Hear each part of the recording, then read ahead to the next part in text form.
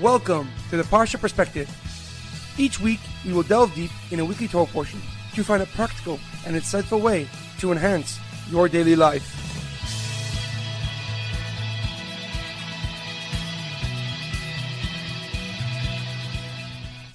Thank you for tuning in.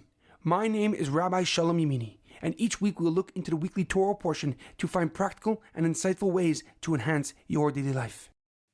This week's Parsha Perspective is in honor of the immediate and speedy recovery of Daniel and Moshe ben Ruth and Chai ben Sarina. May he and all those who need a Refuah Shlema experience God's mercy and compassion. This week's Parsha Perspective is in loving memory of Leah Mintche bas Yosef, Edward Ben Efraim, Shlomo Ben Edward, and Yirachmiel Daniel Ben Gedalia. May their souls be uplifted and may their memories be a blessing.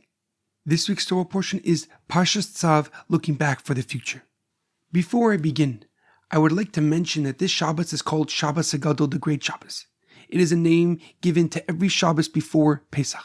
Traditionally, the Rabbi of the congregation gives a long speech detailing the intricate and complex laws of Pesach and its purpose and meaning, connecting it to that year and that situation.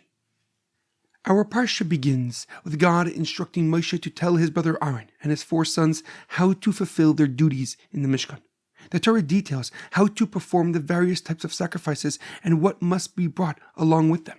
The Parsha concludes with Moshe completing the process of anointing his brother Aaron as the high priest and all of his descendants to serve in the Mishkan and in the Beis Hamikdash. However, a question comes to mind. The first mitzvah in this Parsha is called Trumas Hadeshen. It is the commandment to remove the previous day's ashes from the Mizbech, from the altar each morning. The Pasuk writes that the Kohen shall wear linen garments and remove the ashes which the fire has reduced. But why does the Kohen need to wear his white and pure linen garments, which will certainly get stained when removing the ashes? What is the purpose of wearing the priestly garments while removing the ashes from the altar? Furthermore, the Pasuk writes that the Kohen must change his clothing before he takes the ashes out of the Mishkan. So why did he need to wear his special priestly garments, removing the ashes from the altar? The Bakar Shar of Yosef ben Yitzchak, a leading commentator from the mid-12th century, gives a very simple answer. He writes that the Torah needed to reiterate and repeat that the Kohen wears his special priestly garments because we could think otherwise.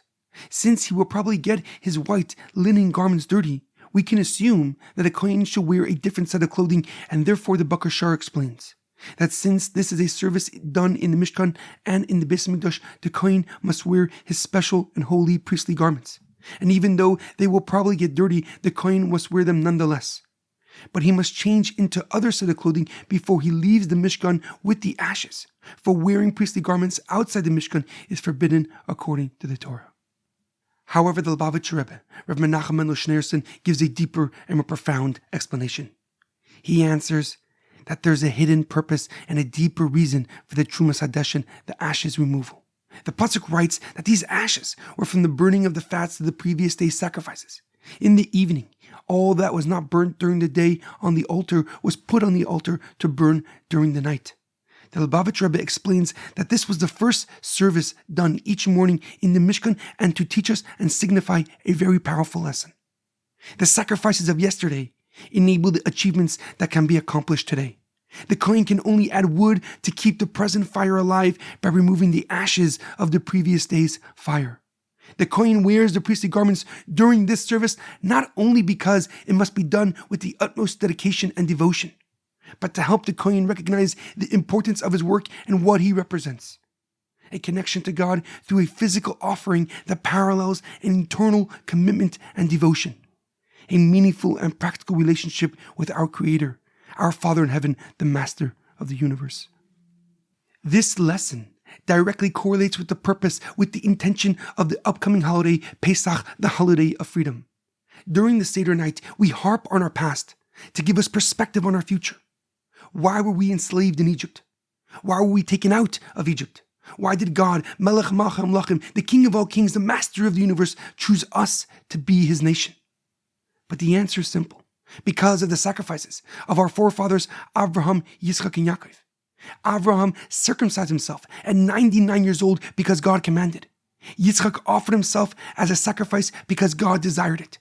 Yaakov committed his entire life to God in the face of persecution, temptation, and hardship. Collectively, their actions represented a dedication to the mission of uniting God's holiness with the physical and finite world God so graciously created. In our daily life, it is imperative to realize that the challenges we overcame yesterday enable us to accomplish more today. The sacrifices that were previously made should inspire us to the capacity and power we have to achieve our goals. Most often, the path to success is difficult and requires significant sacrifice and dedication. But the sacrifices of the people who came before us to accomplish the impossible should inspire us to continue going. By looking back at what we have accomplished, we can find the reason, we can find the motivation to keep on moving forward. Our past sacrifices represent the power and capacity we have within ourselves to go beyond our limits and experience our personal Yetzias Mitzrayim, our personal exodus from Egypt, a breaking of our individual limitations for the continuity of our godly mission. I will conclude with a very powerful quote. The past is not a burden to be forgotten, but a legacy to be honored. Have a great weekend and a good Shabbos.